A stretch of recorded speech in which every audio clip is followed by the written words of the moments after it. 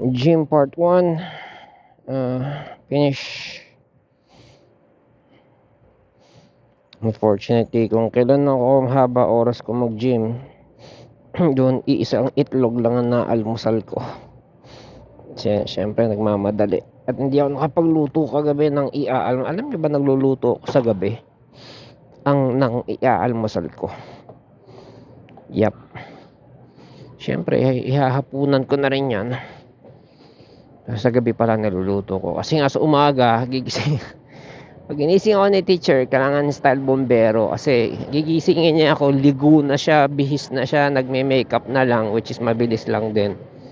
Ako, ang pinaka-logical na lang na gagawin ko is maghilamos, magbihes at sumampa sa motor dahil marami din ako kinukulikot sa motor.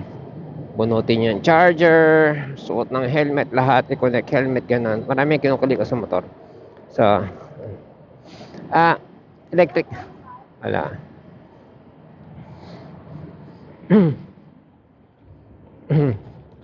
Ganun. So,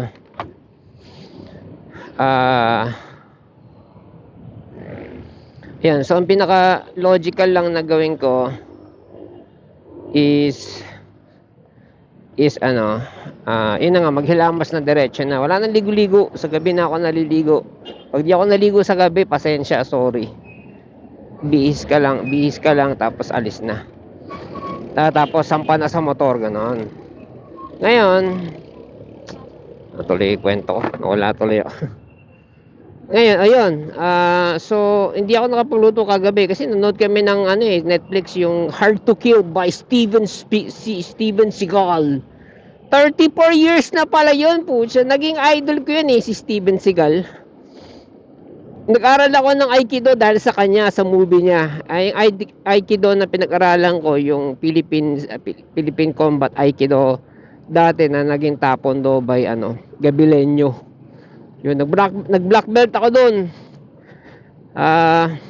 Anyways, so 34 years natuwa lang ako mapanood. Lahat, hindi lang ako nagsasalita pero yung lahat ng mga iconic na phrase, tsaka yung mga events na mangyayari pa lang, nagpinipigil ko sarili ko wag magkwento kasi kasabay ko si teacher manood. And I think 34 years. Hindi pa kami magjowa nun. I don't know kung magjowa na kami nun Teka, isipin ko. 34 years, 24, 1980. Wala, hindi pa kami magjowa na. Anyways, so yun. 1980? 1990. 1990. Magjowa na kami noon. Ganun na kami katagal ni teacher. Baka kasama ko pa siya nanood ng movie noon. Anyways, si on and off kami ni teacher nung naging magjowa kami. Minsan on and off kami buwan, minsan taon, ganyan. Anyways, so yun, itlog lang almusal ko kasi nga, buti na lang, meron ako nilagang itlog sa rep na 2 araw na yata hindi pa nakakain yun nang nakain. Kasi nga, hindi ako nakapagluto kagabi, nanood ng movie, tapos manood ng movie, tulog na. Exemption yun, pag sisigal, panonoorin ko talaga yan. Yun. So ngayon, I'm going to try and cook para meron akong almusal bukas. Woo!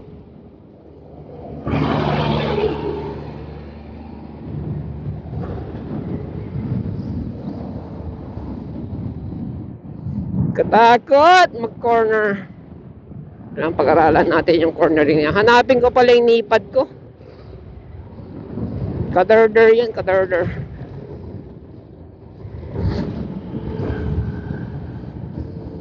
Nilagay ni teacher sa isang box.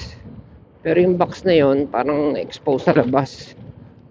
Parang pinasok na yata yun. Pinasok na kasi may crack. Pero sige, nipad lang naman yan. Minsan kasi may mga kagit-kagit yun. Pagpagin na rin na lang natin. Woo! Sarap! Sarap ng ganda, friend. Woo! Dito tayo sa pagitan. Itong dedicates pa rin to eh. Ganitong posisyon. Dedicates pa rin to. Kasi nasa likod, pwede kang hagingan eh.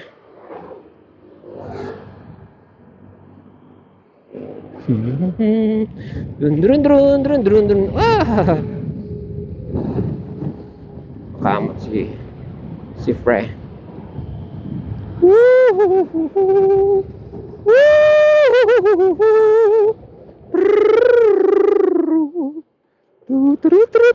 Ay, pumapasok si inaanak. Pumapasok pala siya eh. Lagi ko siyang nakikita kasi nasa kalsada lang, manong kalsada din yun. Na nakahubad lang, nakatopless. Kamali tuloy ako ang iniisip. Pumapasok pala siya. Itampo si teacher doon kasi mamamansin lang yon pag December 25. At never nag-bless yun. Kasalubong mo sa kalsada, never nag-bless yun. Pag Pasko lang talaga yung kakatok sa bahay. Nakasanayan niya eh, mula nung ano pa siya. Eh ngayon, kita nyo binatilyo na. Eh, ito yung Pasko, may naka-ready dyan. Mimili na kami ni teacher sa mall, hindi sa Divisoria, sa mall. T-shirt man lang, yan ganyan.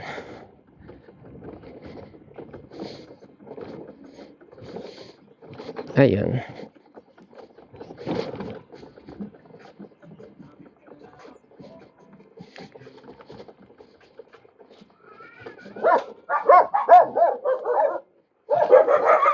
Miming.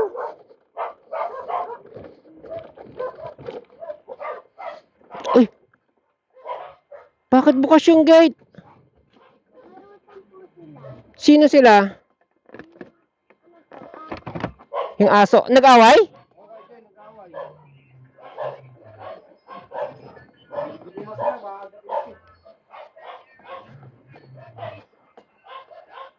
Nakawala.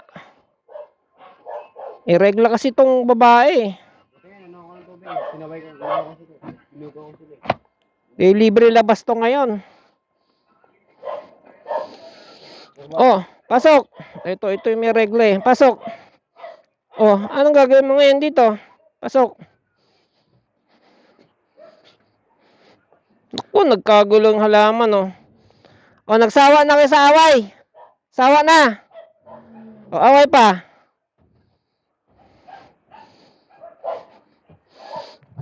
Sabihin nyo kung hindi pa kayo sawa.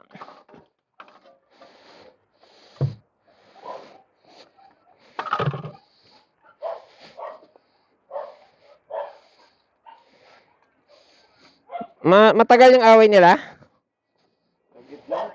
Pagod na sila eh. Nagsawa din. Sawa na eh. Pag may regla yung isa, talagang patayan yan eh. Kanya-kanyang bidahan eh.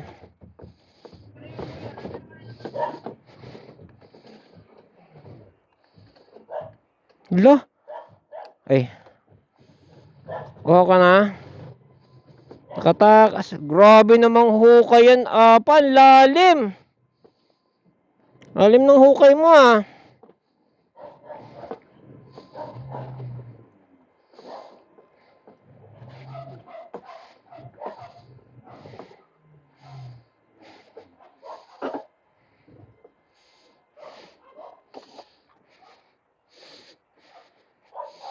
Charge ka agad.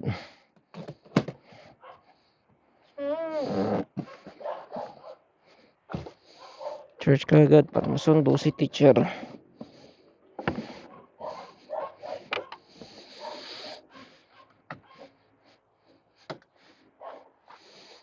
Charger dito siya sa baba naka-point. Tapos sak. Make sure na 15 volts para mabilis. 77.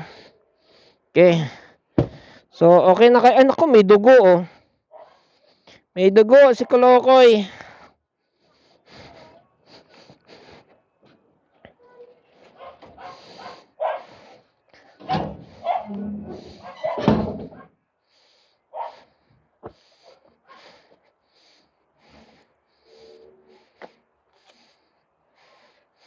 Laliman natin tong ano.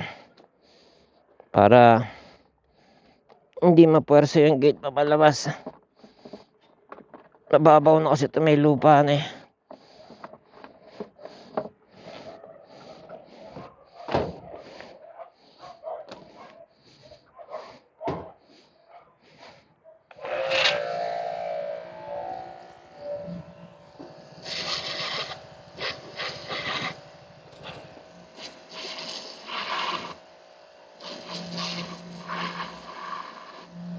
Yun.